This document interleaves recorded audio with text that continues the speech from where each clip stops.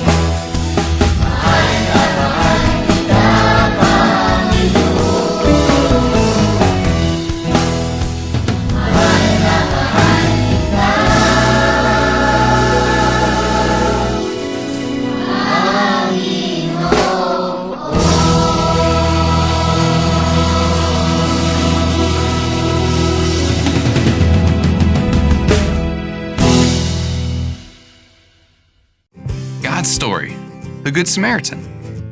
So part of God's story is about a Good Samaritan, and it goes like this. When Jesus lived on earth, he he often told stories to teach us things. Stories that teach a lesson are called parables. One day, Jesus told a parable about a good guy from a place called Samaria, a good Samaritan, to a group of Jewish people. It all started when a Jewish expert in the law asked Jesus, "What must I do to receive eternal life?" Basically, he was asking, what do I have to do to be perfect? Since this guy was an expert in the law, he thought he already knew how to be perfect because he knew all the rules. He just wanted to see what Jesus would say. Of course, Jesus knew what the man was thinking, so he asked him, "What is written in the law?" The man said, "Love the Lord your God with all your heart and with all your soul. Love him with all your strength and with all your mind. And love your neighbor as you love yourself." So he asked Jesus, "And who is my neighbor?" Jesus answered him by telling this story. A man was going down from Jerusalem to Jericho when he was attacked by robbers. They stripped him of his clothes, beat him, and went away, leaving him half dead. Everybody listening was Jewish, and they could probably all picture the exact road Jesus was talking about. He continued, "A priest happened to be going down the same road, and when he saw the man, he passed by on the other side." You might expect a priest who was supposed to serve God to help, but he didn't stop. Then Jesus said, "A Levite came to the place and saw him, but he passed by on the other side too." Levites were assistants to priests, so maybe you'd expect them to help too, but he didn't stop either.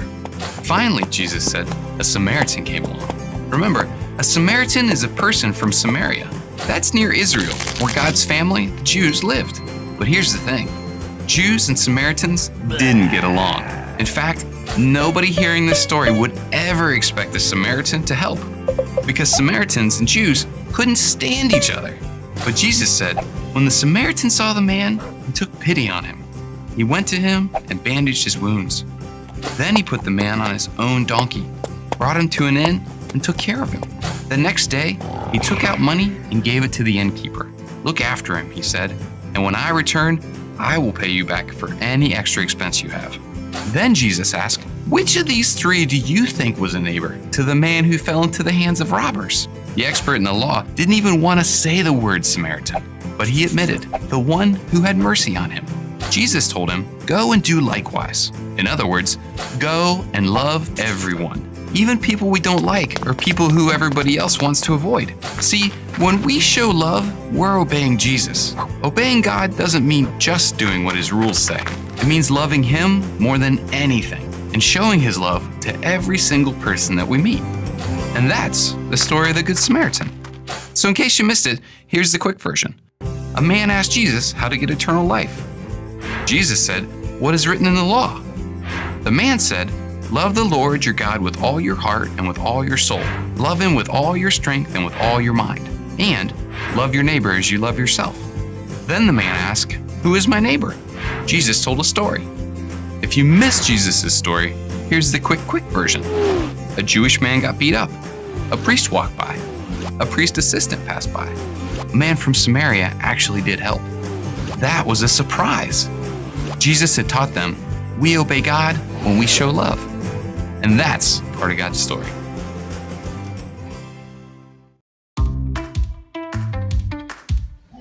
Hello, amazing kids of God. This is our memory verse for the month of February. John 3:16. For God so loved the world that he gave his one and only Son, that whoever believes in him shall not perish but have eternal life. Let's do it again. John 3:16. For God so loved the world that he gave his one and only Son, that whoever believes in him shall not perish but have eternal life. Good job, amazing kids! Very good kayo. I hope that we learn and enjoy our today's pictures. See you next week and be excited sa ating bagong kwento for the month of February. Bye!